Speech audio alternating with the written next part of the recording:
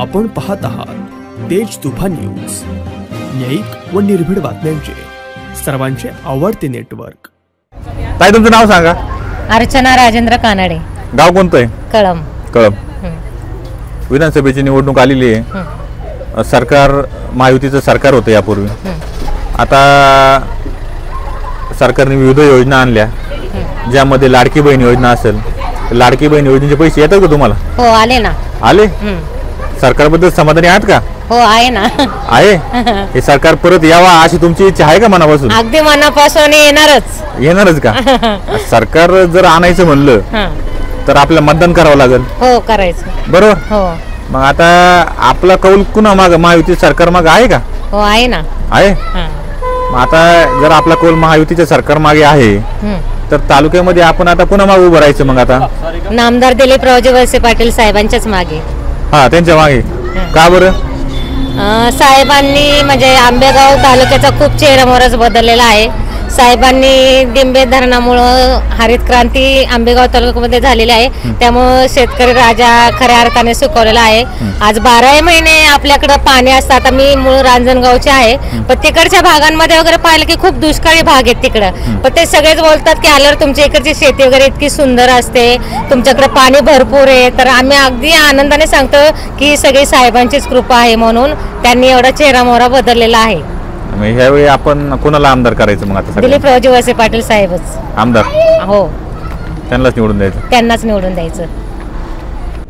ताई नाव काय तुमचं? पूनम युवराज कानडे। गाव कोणतं आहे? कळम। कळम गाव आहे। काय सांगा, यावेळी विधानसभेची निवडणूक आलेली आहे, यावेळी कुणाला कौल राहील तुमचा? आदरणीय दिलीपरावजी वळसे पाटील साहेबांना राहील का बरं?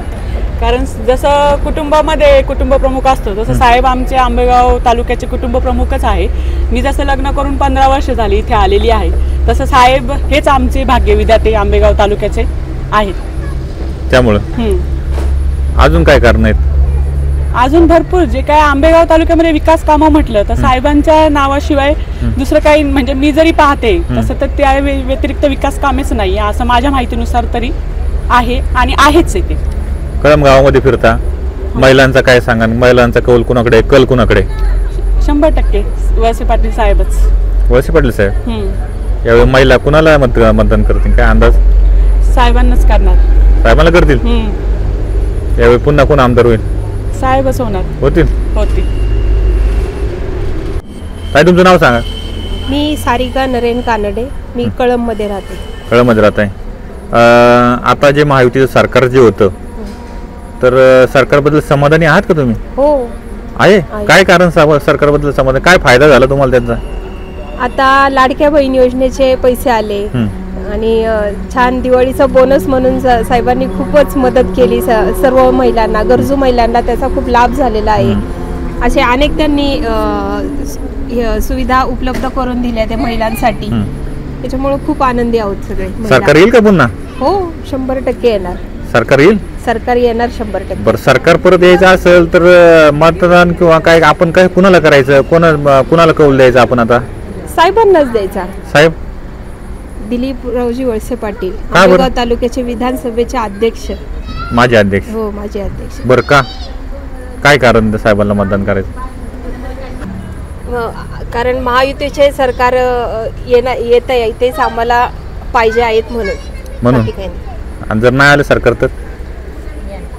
कारण आम्ही ठाम साहेबांच्या मागे आहोत, नाही आले तर पैसे बंद होतील लाडक्या बहीण योजनेचे। लाडक्या बहीण योजनेचे? हो। म्हणून मतदान कोणाला करायचं मग आता? साहेबांनाच। लाडक्या बहीण योजनेसाठी? हो हो। म्हणजे लाडकी बहीण योजनेत तेवढे समाधानी आहेत सगळे महिला? हो आहे ना। आमदार कोण होईल तालुक्याचा? दिलीपरावजी वळसे पाटील साहेब। आणि सरकार? त्यांचंच। काय तुमचं नाव सांगा? माझं नाव मोहिनी संकेत भालेराव, माझं गाव कळम। कळम गाव आहे का? हो। आता विधानसभेची निवडणूक आलेली आहे, महत्वाचं म्हणजे तुम्हाला मतदानाचा अधिकार आहे का? हो ऑफकोर्स, माझं वय 25 आहे, वयाच्या 18 वर्षानंतर मी मतदान करते। ठीक आहे। विविध उमेदवार उभे राहिलेत, ते म्हणतात ते आता आम्हाला आमदार व्हायचंय, त्यावेळी आपण कुणाच्या मागे उभं राहायचं? आपण तर नामदार दिलीपरावजी वळसे पाटील यांच्याच पाठीमागे उभं राहायचंय। कारण काय पण त्याचं? राहायचंय ठीक आहे, पण कारण काय? कारण असं आहे की त्यांनी सगळ्यात महत्त्वाचं म्हणजे आपल्या गावाकडच्या अवसरी या ठिकाणी इंजिनिअरिंग कॉलेज उभं केलंय. तिथं मी स्वतः कार्यरत आहे. तर आपल्याला भरपूर ब्रांचेस, ऑटोमोबाईल, कम्प्युटर ह्या सगळ्या गव्हर्नमेंटच्या ब्रांचेस त्यांनी इथं आणल्यात. आपल्या मुलांना पुण्या मुंबईमध्ये अशा सिटीच्या ठिकाणी शिक्षणासाठी जावं लागतं, तर त्याचा शैक्षणिक खर्च खूप होतो. तर आपल्या सर्वसामान्य लोकांसाठी त्यांनी अवसरी या ठिकाणी इंजिनिअरिंग कॉलेज उपलब्ध केले. म्हणजे त्यांच्या कारकिर्दीतली ही सर्वात मोठी अचिव्हमेंट म्हणू शकतो आपण. तसंच मंचरमध्ये उपजिल्हा रुग्णालय ते आता त्यांनी महिलांसाठी राखीव केले आणि तसंच तांबडेमाळा इथे पुरुषांसाठी पण कामकाज चालू आहे. ही साहेबांची धोरणं आहे आणि हे फक्त नामदार दिलीपरावजी वळसे पाटील साहेबच करू शकतात. त्यामुळं आपण सर्वांनी त्यांनाच मतदान करायचं. ठीक आहे, विकासाची कामं केलीत, शिक्षणाची गंगा आणली आहे. त्याचबरोबर तालुक्यात अवसरी या ठिकाणी मेडिकल कॉलेज होणार आहे. आता हाही या कॉलेजचा तुम्हाला फायदा झालाच आहे, पण ते कॉलेज होणार त्याबद्दल काय भावना व्यक्त करशाल साहेबांबद्दल? म्हणजे खूप चांगलं आहे. एकतर मेडिकल कॉलेज म्हणजे महाराष्ट्रात तसं पाहायला गेलं तर गव्हर्नमेंट कमी आहेत आणि म्हणजे कमी असल्यामुळं त्याचं एक मेरिट खूप हाय जातं. तर अजून जर उपलब्ध झाली तर म्हणजे सर्वसामान्य मुलांना त्याचा फायदाच होईल असं वाटतं मला. बरं, ठीक आहे. तालुक्यामध्ये कुठंतरी बदलाचं वारं वाहत आहे, चर्चा आहे, अशाबद्दल काय म्हणा, बदल होईल का? नाही, बदल नाही होणार. कसं आहे, बदल म्हणजे होणार तर नाहीच आहे, पण होऊनही फायदा नाही. कारण साहेबांसारखे मंत्रीपद आणि हे सर्व मिळवायला त्यांना खूप वेळ लागेल आणि मंत्रीपद जर नसेलच तर तुम्ही काय विकास करू शकता? ताई, मला एक सांगा, आता या सरकारच्या काळामध्ये महिला सुरक्षित आहेत का? ऑफकोर्स महिला सुरक्षित आहेतच. आता आपण बघितलं ठाणे तसेच बोपदेव घाट इथं ज्या घटना घडलेल्या आहेत त्याच्यावर लवकरच कारवाई झालेली आहे. आणि तसेच सरकारने लाडकी बहीण योजना अशी राबवली. तशी खूप जणांना ही जरी फालतू वाटत असली तरी सर्वसामान्य महिला ज्या काही कमवत नाही, ज्यांना स्वतःची काही इन्कम नाही, त्यांना एक 7-7.5 हजार रुपये ही खूप मोठी रक्कम आहे आणि त्याच्यात ते खूप काही करू शकतात. त्यामुळं ही योजना त्यांच्या महिलांसाठी खूप उपयुक्त आहे. तर हे सरकार एक महिलांच्या भल्याचंच सरकार आहे. युवती महिला पुन्हा मागे उभे राहतील तालुक्यामध्ये? युवती महिला नक्कीच नामदार दिलीपरावजी वळसे पाटील साहेबांच्या उभे राहतील. दिलीपरावजी पुन्हा आमदार होतील? येस, ऑफकोर्स होतील. ताई, तुमचं नाव सांगा.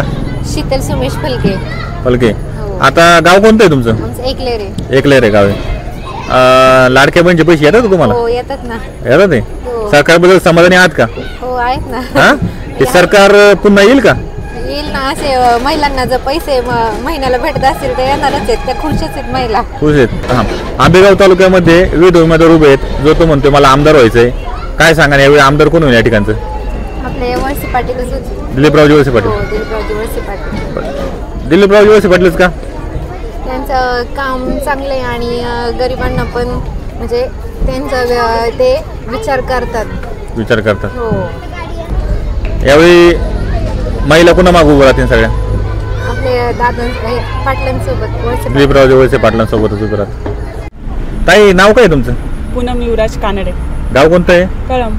कळम गाव आहे. काय सांगा, यावेळी विधानसभेची निवडणूक आलेली आहे, यावेळी कुणाला कौल राहील तुमचा? आदरणीय दिलीपरावजी वळसे पाटील साहेबांना राहील. का बरं? कारण जसं कुटुंबामध्ये कुटुंब प्रमुख असतो तसं साहेब आमचे आंबेगाव तालुक्याचे कुटुंब प्रमुखच आहे. मी जसं लग्न करून 15 वर्ष झाली इथे आलेली आहे, तसं साहेब हेच आमचे भाग्यविधाते आंबेगाव तालुक्याचे आहेत. त्यामुळं अजून काय कारण आहेत?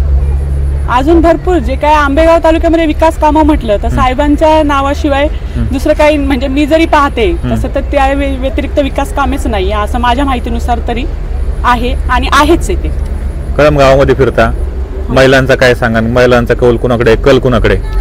100% वळसे पाटील साहेबच. वळसे पाटील साहेब. यावेळी महिला कुणाला मतदान करतील, काय अंदाज? साहेबांनाच करणार. साहेबांना करतील. यावेळी पुन्हा कोण आमदार होईल? साहेबच होतील.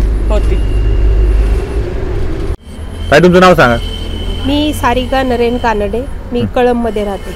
कळममध्ये राहत आहे. आता जे महायुतीचं सरकार जे होतं तर सरकारबद्दल समाधानी आहात का तुम्ही? हो, आहे. काय कारण सरकारबद्दल समाधान, काय फायदा झाला तुम्हाला त्यांचा?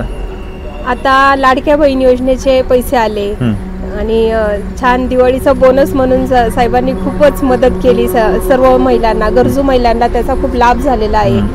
असे अनेक त्यांनी सुविधा उपलब्ध करून दिल्या त्या महिलांसाठी. त्याच्यामुळे खूप आनंदी आहोत सगळे महिला. सरकार येईल का पुन्हा? हो 100% येणार सरकार येईल. सरकार येणार 100%. बरं, सरकार परत यायचं असेल तर मत कुणाला कौल द्यायचं आपण आता? साहेबांनाच द्यायचा. साहेब दिलीपरावजी वळसे पाटील, बरं? आंबेगाव तालुक्याचे विधानसभेचे अध्यक्ष. माझे अध्यक्ष. हो माझे अध्यक्ष. बरं, का काय कारण साहेबांना मतदान करायचं? सरकार येत आहे तेच आम्हाला पाहिजे आहेत म्हणून. नाही आलं तर पैसे बंद होतील लाडक्या बहीण योजनेचे. लाडक्या बहीण योजनेचे? हो. म्हणून मतदान कोणाला करायचं मग आता? साहेबांनाच. लाडक्या बहीण योजनेसाठी? हो हो. म्हणजे लाडकी बहीण योजनेत तेवढे समाधानी आहेत सगळे महिला? हो आहे ना. हा. आमदार कोण होईल तालुक्याचा? दिलीपरावजी वळसे पाटील साहेब. आणि सरकार? त्यांचंच. ताई तुमचं नाव सांगा. अर्चना राजेंद्र कानडे, गाव कोणतं आहे? कळम. कळम. विधानसभेची निवडणूक आलेली आहे. लाडकी बहीण योजना असेल, लाडकी बहीण योजनेचे पैसे येतात का तुम्हाला? हो आले ना. आले? सरकारबद्दल समाधानी आहात का? हो आहे ना. आहे. हे सरकार परत यावा अशी तुमची इच्छा आहे का मनापासून? अगदी मनापासून येणारच का? सरकार जर आणायचं म्हणलं तर आपल्याला मतदान करावं लागेल. हो करा. आपण पाहत आहात तेज तुफान न्यूज, न्यायिक व निर्भीड बातम्यांचे सर्वांचे आवडते नेटवर्क.